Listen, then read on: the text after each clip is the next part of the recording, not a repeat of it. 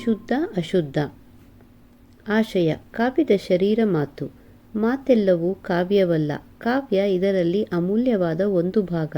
ಶುದ್ಧ ಕಾವ್ಯ ಪ್ರಜ್ಞೆ, ಪ್ರತಿಭೆಯಿಂದ ಹುಟ್ಟುತ್ತದೆ. ಕಾವ್ಯದ ಶರೀರವೆಂದರೆ ಇಷ್ಟವಾದ ಅರ್ಥವುಳ್ಳ ಪದ ಸಮೂಹ ಎಂದು ದಂಡಿ ಹೇಳುತ್ತಾನೆ. ಲೇಖಕರು: ನಟರಾಜ್ ಹುಳಿಯಾರ್. ಆ ಕವಿತೆಯ ನಾಯಕ ಒಬ್ಬ ಕವಿ.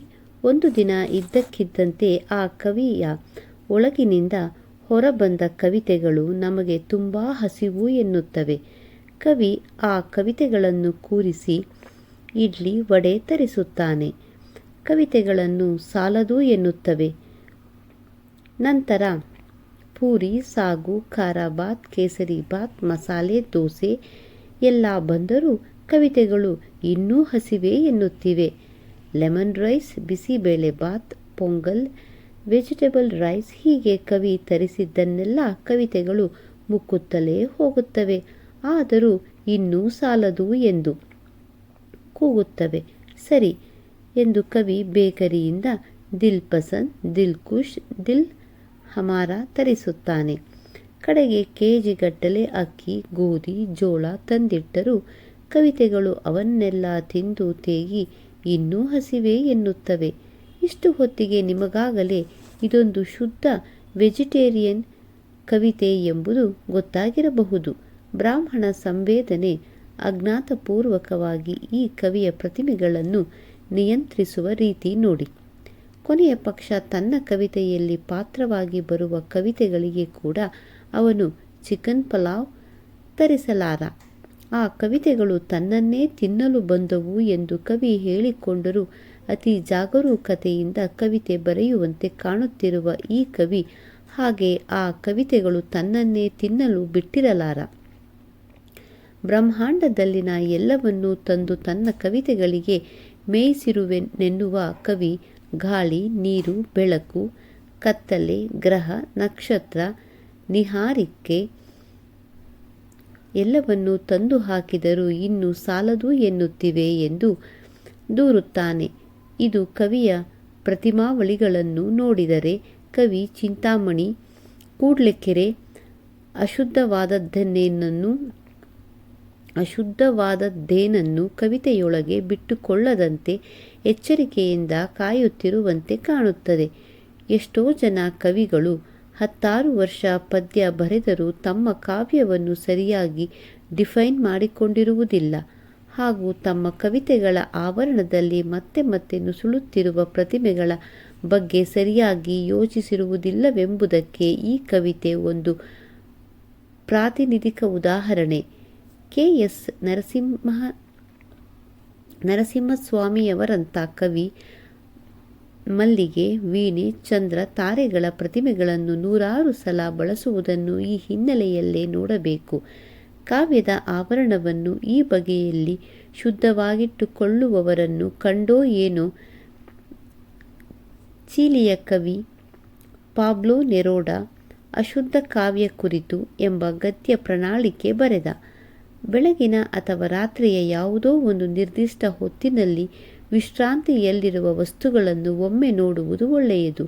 ಹಣ್ಣು, ತರಕಾರಿಗಳು, ಅದಿರುಗಳು, ಇದ್ದಿಲು ಮೂಟೆಗಳು, ಬ್ಯಾರಲ್ಲುಗಳು, ಬುಟ್ಟಿಗಳು, ಬಡಗಿಯ ಉಳಿ, ಸುತ್ತಿಗೆಗಳು ಇವೆಲ್ಲವನ್ನೂ ಹೊತ್ತು ಧೂಳು ತುಂಬಿದ ಲೋಕಗಳನ್ನು ಹಾಯ್ದು ಬಂದ ಚಕ್ರಗಳನ್ನು ಒಂದು ಗಳಿಗೆ ಗಮನಿಸಿ.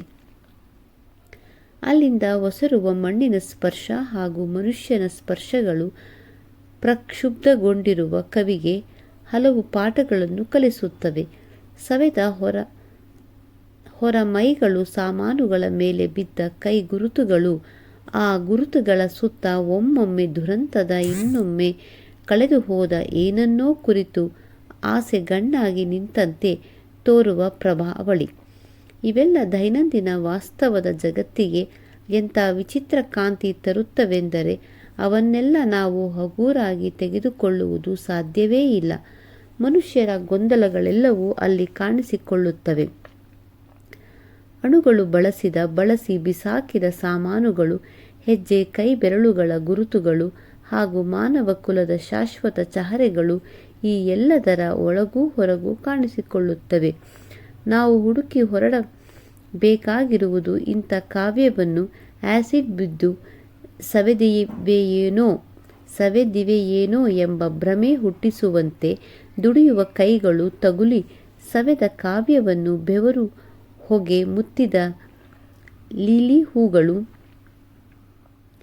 ಹಾಗೂ ಮೂತ್ರ ಇವೆರಡರ ವಾಸನೆಯೂ ಬೆರೆತು ಹೋದ ನಮ್ಮ ನೈತಿಕ ಅನೈತಿಕ ಕೆಲಸಗಳ ಬಗೆಯ ತುಣುಕುಗಳಿಂದ ತುಂಬಿದ ಕಾವ್ಯವನ್ನು, ಅಂದರೆ ಹಳೆಯ ಬಟ್ಟೆಗಳಂತೆ ಅಶುದ್ಧವಾಗಿ ಕಾಣುವ ಉಂಡ ಅನ್ನದ ಕಲೆಗಳು, ನಾಚಿಕೆ, ಅವಮಾನಗಳು, ಸುಕ್ಕುಗಳು, ಗ್ರಹಿಕೆಗಳು, ಕನಸು, ಎಚ್ಚರ, ಭವಿಷ್ಯವಾಣಿಗಳು, ನಮ್ಮ ಪ್ರೀತಿ ದ್ವೇಷದ ಪೋಷಣೆಗಳು, ಮೂರ್ಖತನಗಳು, ದಿಗ್ಭ್ರಮೆಗಳು, ಜಾನಪದ ಹಾಡುಗಳು, ರಾಜಕೀಯ ನಂಬಿಕೆಗಳು, ನಿರಾಕರಣೆಗಳು, ಅನುಮಾನಗಳು, ಕಡಾಕಡಿ ನಿರ್ಣಯಗಳು, ಬಿದ್ದ ಹೊಡೆತಗಳು ಎಲ್ಲವನ್ನಾಳಿಕೆಯನ್ನು ಆರಾಧಿಸುವ ಎಡಪವಾಗಿರುವ ಕಾವ್ಯವನ ಮಾತೆಲ್ಲ ಹುಡುಕಿ ಹೊರಡಬೇಕು.